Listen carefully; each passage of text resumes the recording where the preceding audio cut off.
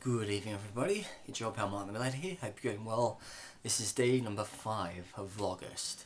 And today's topic is that one band that I always regret that I never saw live. Okay, I grew up in the big country of Australia, so there were many different bands from North America and Europe who never came to my country.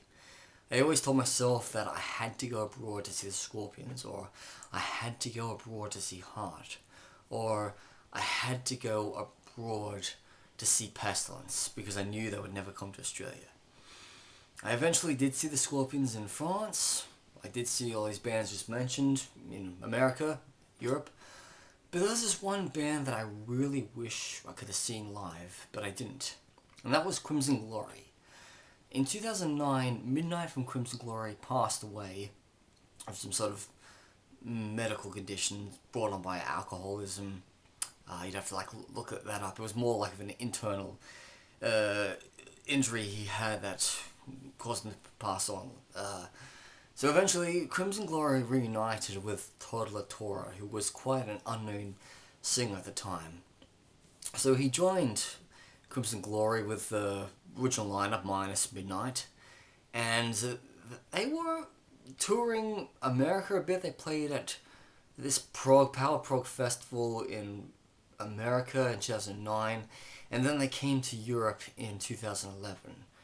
Now, I was coming to Europe in 2011 in June, but unfortunately I was going to miss out on Crimson Glory because at the time of my life I only had a small amount of money and I could only afford 19 days away from Australia.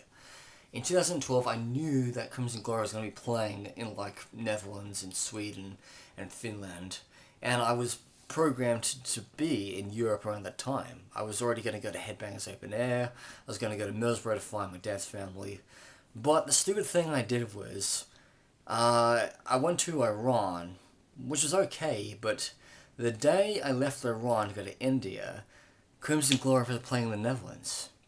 And the one thing I really deeply regret is that I didn't give myself the opportunity to see Crimson Glory live. I know it wasn't with Midnight, but they would have still been awesome with Todd LaTorra. I have deep, hateful opinions about the country of India. I didn't like my time there. The people are annoying. They're vermin. I could say a lot of nasty things about Indian people myself, but I don't want to be like that because I've met other people of Indian blood in other parts of the world, like South Africa and the Caribbean, and they're much more nicer than, let's just say, all the benchodes. The benchodes that scam you in the streets of India, or the benchodes that ring you up and pester you on your phone. 3 years later, I eventually saw Todd LaTorra, as in that same year of him leaving Crimson Glory, he actually joined Queensryche. So it took me a couple of years to listen to Queensryche again, because literally they were really sucking with Jeff Tate, and then Jeff Tate had to be a complete douchebag and a control freak and not sing all the good songs. So, you know what happened. He got the boot, they brought in Todd LaTorra, who was in Crimson Glory, and so it was August 2015. I went to my first ever gig in the United Kingdom in London, in Camden, and I got to see Queensryche with Todd LaTorra. And you know what, I thought this made up for not going to see Crimson Glory in 2012. So yeah, there will never be a Crimson Glory reunion.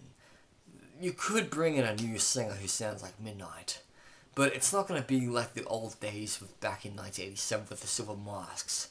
That's a type of period I wish I was alive to see. I mean, yeah, I was an infant when Crimson Glory put out those two amazing albums, but I was on the wrong side of the world in Sydney, Australia. Anyway, this is Martin Metalhead, over and out.